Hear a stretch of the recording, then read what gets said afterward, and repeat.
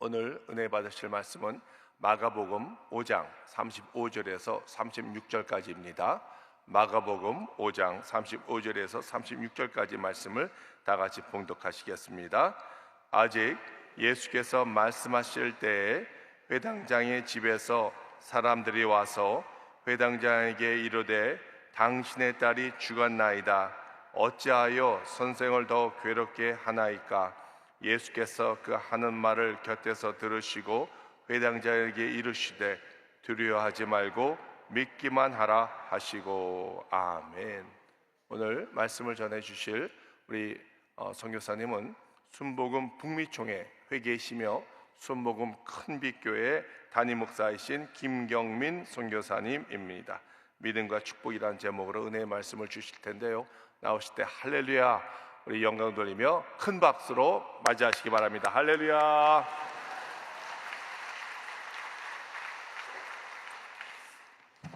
할렐루야, 할렐루야. 오늘도 주님께서 우리 가운데 큰 은혜 도와줄 것을 믿습니다. 저는 오늘 봉독한 말씀을 가지고요, 믿음과 축복이란 제목으로 은혜를 함께 나누도록 하겠습니다. 저와 여러분 가운데는 이 믿음이라는 단어, 그리고 믿어라라고 하는 이 하나님의 말씀이 어떠한 의미로 다가오시나요? 저에게 이제 딸 아들이 있는데요, 저희 아들이 인생의 중차대한 변화를 겪고 있는 시기를 지나고 있습니다. 다시 말하면 6학년인데요, 사춘기를 겪습니다.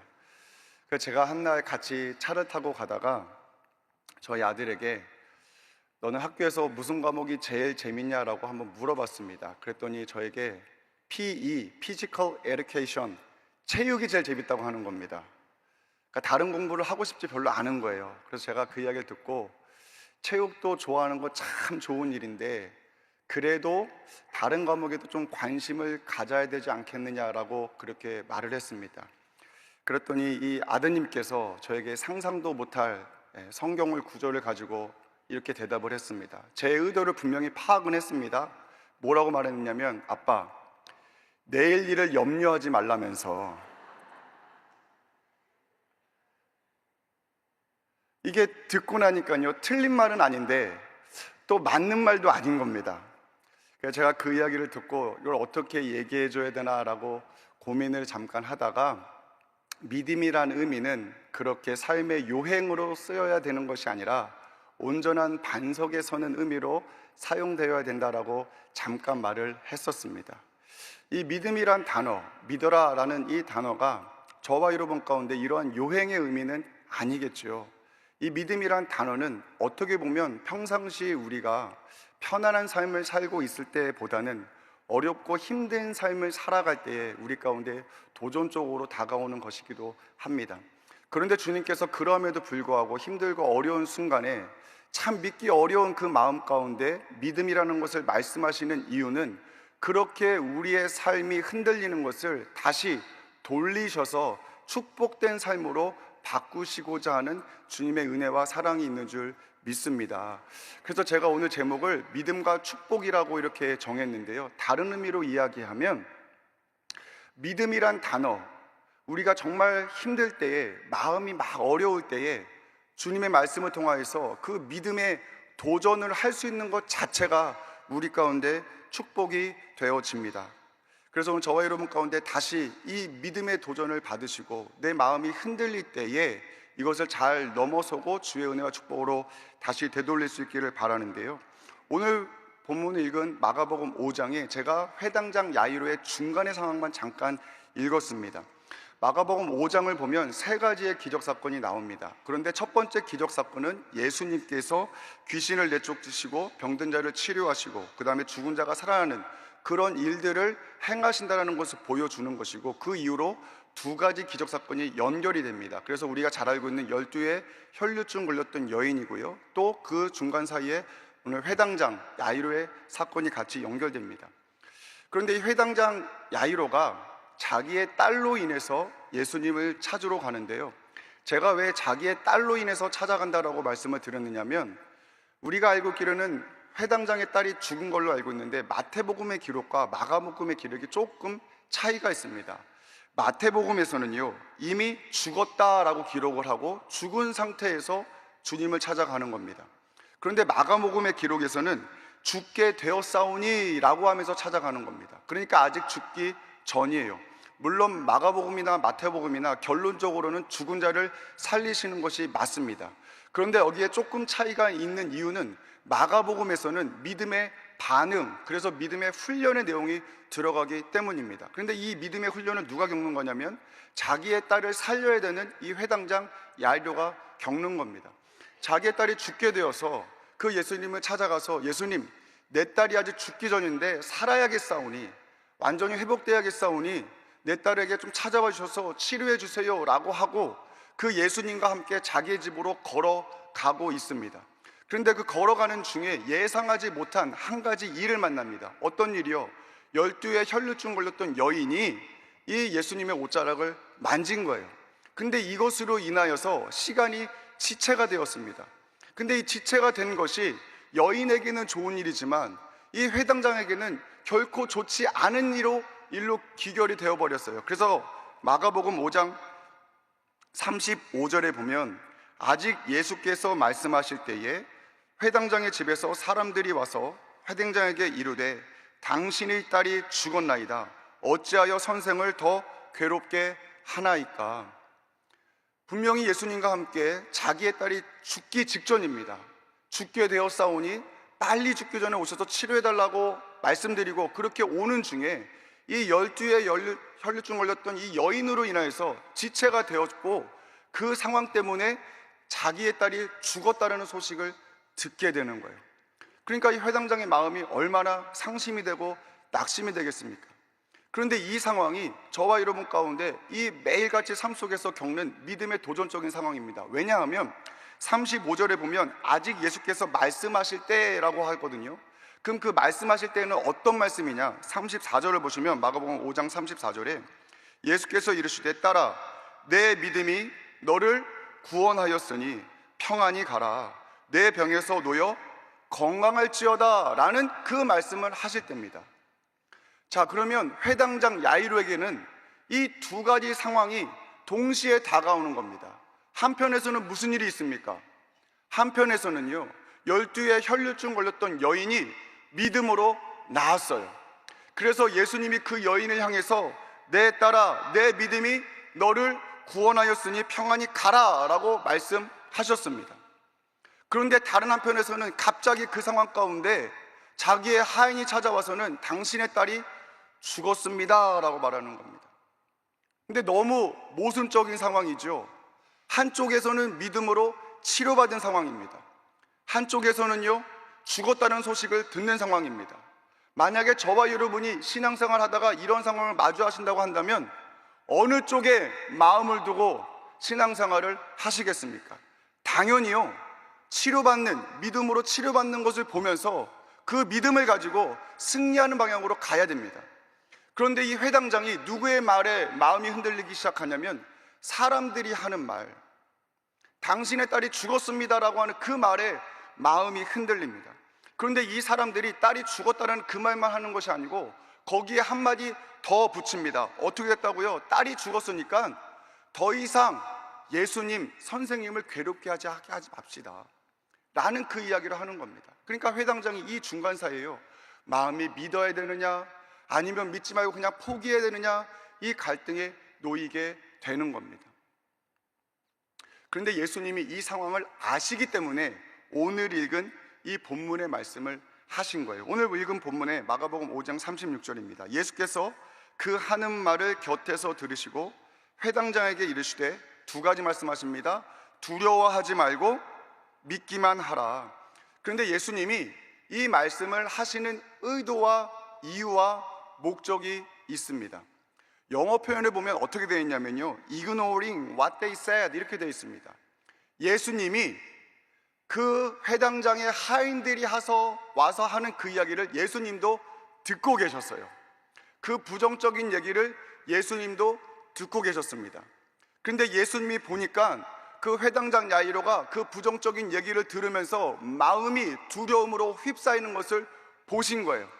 그래서 이 말씀을 왜 하시는 거냐면 그 두려움에 휩싸이는 그 회당장을 다시 믿음으로 세우시고자 이 말씀을 하시는 겁니다.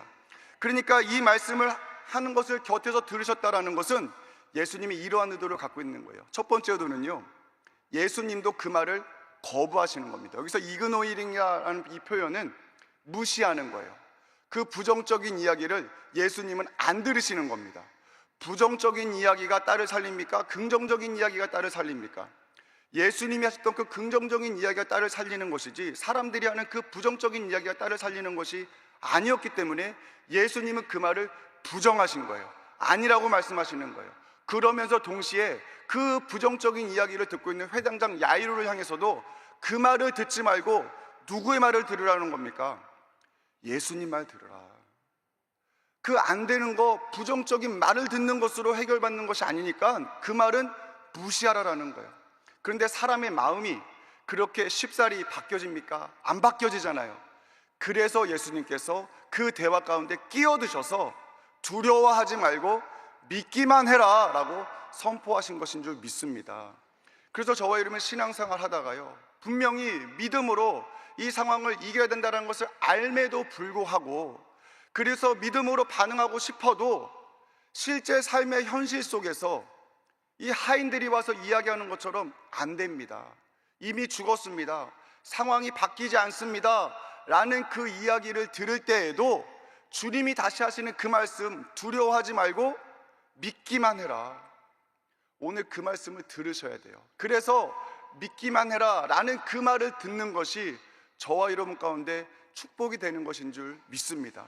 그 말을 들어야 우리의 마음이 바뀔 수 있습니다. 그 말을 들어야 신앙의 반응이 달라질 수 있습니다. 그 말을 들어야 다시 주님 바라보고 주님 의지하고 그 집을 향해서 계속해서 걸어갈 수 있게 되는 거지요. 그래서 회당장이 예수님 하시는 그 말씀을 듣고요, 주저앉고 예수님 그냥 돌아가세요. 우리 하인들이 와서 하는 이야기를 들어보니까 더 이상 희망이 없답니다. 그냥 돌아가세요 라고 말하지 아니하고 주님 말씀하신 대로 두려워하지 않고 믿기만 함으로 다시 자기의 집으로 걸어가는 것을 보게 됩니다. 제가 지금은 순복음 큰빛교회를 섬기고 있는데요, 제가 그 이전에 캔사스 순복음교회를 섬겼었습니다. 그런데 캔사스 순복음교회를 섬기러 처음으로 갔는데 별로 성도가 없어갖고요, 뭐 몇몇만 신방하면 교회가 신방이 다 되는 겁니다. 그런데 그 중에 한 권사님이 계셨는데 신방을 갔더니만 집에 자기의 모친 그리고 아들 셋만 있는 거예요. 그 남편 이야기를 들었는데 남편이 집에 안 계신 겁니다. 그래서 제가 권사님, 남편은 어디 가셨어요? 라고 여쭤봤더니 남편은 한국에 출장 갔다는 거예요. 그런데 약간 눈치가 이상합니다. 그래서 언젠가 오시겠지라고 생각을 하고 있는데 이 출장 간 남편이요, 한 달이 지나도 않아, 두 달이 지나도 않아, 석 달이 지나도 않아, 약간 이상한 거예요. 그래서 권사님한테 다시 가가지고 권사님, 남편 어떻게 된 거예요? 라고 여쭤봤더니 이제 진실을 이야기하는데요, 미국에 희망을 가지고 왔는데 한 10년 살면서 아무것도 되는 게 없는 겁니다. 그래서 왜 미국의 신분 문제가 중요하다 그러잖아요. 이 신분 문제도 잘 해결되지 않고 경제적인 상황도 어렵고 한데 이 남편이 참 지혜롭습니다. 다 같이 가면 더 어려울 것 같으니까 자기 혼자 비행기표를 몰래 끊어가지고요, 공항에 가가지고 나 한국 간다 이러고 가버리신 거예요. 그러니까 이 권사님이 혼자 남아가지고 자기의 어머니와 아들 셋을 키워야 되는 그런 상황이 되었습니다. 그러니까 얼마나 피눈물이 나요. 그런데 뭐 미국에 와서 영어도 안 돼, 뭐 배운 것도 없어. 그러니까 이제 밤에 청소 일을 하시는데 매일같이 고달프고 힘든 겁니다. 이제 그런 시간 중에 우리가 다 겪었던 팬데믹을 겪었죠. 근데 이제 팬데믹을 한참 겪고 있는데 권사님께서 한날은 찾아오셔가지고, 제가 그때 담임 목회하면서 나이가 참 어렸습니다. 물론 지금도 어립니다. 아직도 연소한데 그때는 더 어렸어요. 그러니까 권사님이 존댓말도 아닌 반말도 아닌 그런 말로 목사님 나 아파 이러는 거예요. 나 아파라고 하는데 뭐가 어떻게 아프신데요? 그랬더니 일을 해야 되는데 왼쪽에 팔이 올라가지가 않는다는 겁니다. 어깨가 안 올라간다는 겁니다. 근데 청소 일을 하는데 어깨가 안 올라가면 어떻게 일을 하겠습니까? 아들 셋 혼자서 키워야 되는데. 근데 또 팬데믹이잖아요. 그런데 이 팬데믹에 병원도 가기 어려운데요, 이 미국의 병원비가 어마어마하게 비싸다고 하지 않습니까? 그래서 제가 한 사례만 말씀드리면, 팬데믹 기간에 저희 안수 집사님이 정말 죽을 고비 때문에 중환자실에 딱 이틀 들어갔다 나오셨거든요. 그러니까 응급실 갔다가 중환자실 갔다가 이틀 만에 나오셨습니다. 근데 이틀 만에 나오고 나서 병원비가 그냥 그 상황으로만 보면 7만 불이 나왔습니다. 이 7만 불이 7만 원인지 7천 원인지 별로 구분이 안 되시는 것 같아서 제가 한국 환율로 잘 계산을 해봤더니 지금 환율로 하면 한 9천만 원쯤 되더라고요. 예. 이게 이틀 만에 그렇게 되는 그런 상황이에요. 그러니까 이 권사님이 자기 먹고 살기도 힘든데 병원 가는 건 더 안 되는 겁니다. 거기다가 조금 신분적으로 문제가 있어서 병원도 갈 수도 없어요. 근데 어깨가 안 올라가면 일을 못 할 거 아닙니까? 근데 문제는 뭐냐면요, 그것 때문에 마음에 두려움이 다가오는 겁니다. 목사님 나 어떻게 살지? 반말도 아니고 존댓말도 아닌 것처럼 목사님 나 어떻게 살지? 근데 그 상황 가운데 저도 마음이 너무 어렵고 답답한 겁니다. 하나님이 지키셔야 되고 하나님이 살리셔야 되는데 이 상황은 지금 정말 아무것도 될 수 없는 그런 상황입니다. 근데 제가 예전에 어디서 들었던 얘기가 있고요, 저희 교회에서 했던 것이 있습니다. 들었던 얘기는 뭐냐면 어려울 때는 무조건 예배해야 된다는 거예요. 그래서 제가 그 권사님께 뭐라고 말씀드렸냐면, 권사님 교회 사택에 사셨는데 어려우니까 사택으로 들어오셔서 사택에 사셨는데, 권사님 출근할 때도 기도하고 가시고 퇴근할 때 아무리 늦어도 또 교회에 들려서 기도하고 가세요라고 그렇게 말씀을 드렸습니다. 그러니까 권사님의 방법이 없으니까 그 얘기 듣고 그렇게 하기로 결단하신 거예요. 그리고 두 번째로 뭐가 있었냐면, 저희 교회 뒤에다가 중보기도판을 아예 하얀색 칠판으로 써놨습니다. 그래서 기도의 제목이 있으면 거기에다 무조건 써놓으라 그러셨어요. 그래야 성도들이 같이 보고 기도하니까. 근데 그게 감사한 게 뭐냐면요, 그렇게 기도를 써놓고 나면 기도 같이 합니다. 그러면 그 기도 제목이 사라지면 응답받은 거예요. 그럼 성도들이 같이 보는 겁니다. 그래서 그 뒤에다가 기도 제목 써놓고요, 출근할 때도 교회 와서 무조건 기도하고 가시고 퇴근할 때도 아무리 피곤하고 힘들어도 또 교회 와서 기도하고 가시고, 이걸 하라고 말씀을 드렸습니다. 그런데 그렇게 믿음의 도전을 시작하는 상황 중에 저에게도 또 그 권사님께도 참 은혜의 상황입니다. 지금 상황 돌아보면 은혜입니다. 왜 팬데믹 기간에 함께 모여서 예배드리는 게 참 어려웠었습니다. 그래서 우리 당회장님께서 한국에서 예배드리지만 선교지에 있는 선교지 교회들이 함께 예배를 영상으로 참여했으면 좋겠다라고 그렇게 권면을 하셔서 북미에 있는 교회들이 같이 예배에 참여하기로 시작을 했습니다. 그런데 여기서 주일날이면요, 미국은 오후 토요일날 한 오후 7시쯤 됩니다. 근데 그 예배를 드리는데요, 제가 앞에다가 컴퓨터를 갖다 놓고, 왜냐면 저를 비춰야 되니까 컴퓨터를 갖다 놓고 영상을 틀어놓고 그리고 예배를 드리니까 권사님이 왔다 갔다 하면서 목사님 도대체 예배를 왜 그렇게 드리는 거예요? 그러시는 거예요. 제가 여의도에서 이렇게 드리는 예배를 같이 참여하는 겁니다 라고 했더니만, 그 권사님께서 목사님 그러면 어차피 나도 방법이 없으니까 그 예배에 같이 드리겠습니다. 그래서 권사님께서 그 토요일날 정말 좀 쉬었으면 좋겠다 생각되는 그 시간에요, 제가 예배 드릴 때 같이 와서 예배 드리고 또 그 주변의 분들이 같이 와서 여의도 교회 주일날 예배를 같이 듣기를 시작을 했습니다. 근데 그렇게 듣는 중에요, 어느 날 한 2021년 10월쯤 된 것 같아요. 그날인데 우리 당회장 목사님께서요 설교 다 하시고 신유기도 하시는데 기도하시면서요 정확하게 기도를 하셨습니다. 왼쪽 팔 안 올라가는 사람 올라간다라고 기도를 하셨어요. 근데 그 순간에 그 권사님이 뒤에서 아멘 하셨습니다. 그러고 나서 예배가 끝났는데요, 또 존댓말도 아닌 반말같이 저한테 목사님 나 팔이 올라가 이러시는 거예요. 할렐루야. 미국에서 병원도 갈 수 없고 아무것도 할 수 없어서 그냥 할 수 있는 것, 믿음을 가지고요, 믿음의 도전을 가지고 그 예배에 참여한 겁니다. 그냥 영상으로 드린 예배예요.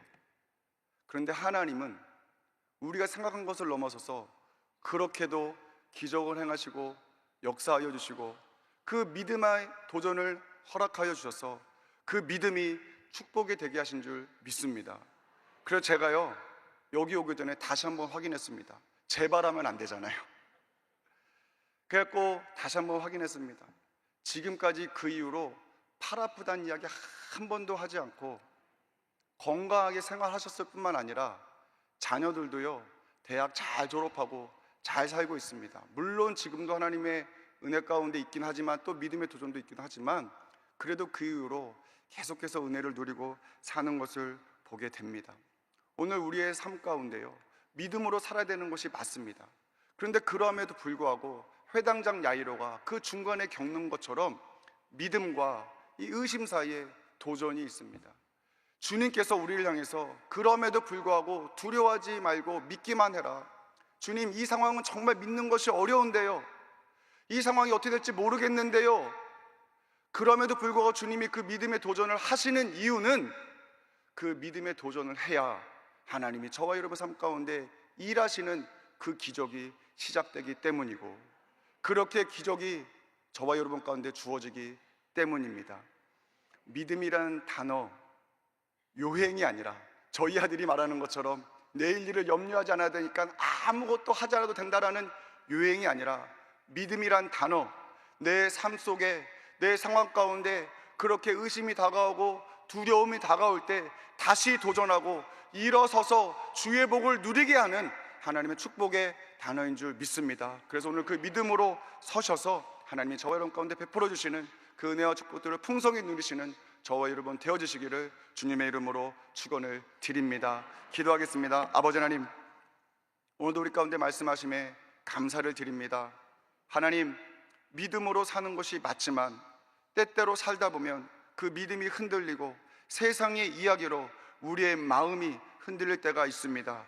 그러나 그때 주님, 다시 우리를 향해서 두려워하지 말고 믿기만 하라, 그 말씀하심으로 다시 주님 바라보게 하시고 다시 믿음으로 도전하게 하시고 다시 믿음 가운데 주님이 푸시는 그 기적을 누릴 수 있도록 인도하심에 감사를 드립니다. 주님, 다시 믿음에 도전합니다. 주님, 복을 누리게 하여 주시옵소서. 우리 가운데 그렇게 기적을 행하실 주님께 모든 것 감사드리며 예수님의 이름으로 간절히 기도드립니다. 아멘. 할렐루야. 큰 은혜 받았음을 믿습니다. 오늘 은혜의 말씀으로 우리에게 믿음의 도전을 주신 김경문 우리 선교사님께 감사의 박수 드리겠습니다. 할렐루야. 주기도문 하겠습니다. 하늘에 계신 우리 아버지여, 이름이 거리어심을 받으시오며 나라가 임하오시며 뜻이 하늘에서 이루어진 것 같이 땅에서도 이루어지이다. 오늘 우리에게 일용할 양식을 주시옵고 우리가 우리에게 죄 지은 자를 사하여 준 것 같이 우리 죄를 사하여 주시옵고 우리를 시험에 들게 하지 마시옵고 다만 악에서 구하시옵소서. 나라와 권세와 영광이 아버지께 영원히 쌓옵나이다. 아멘.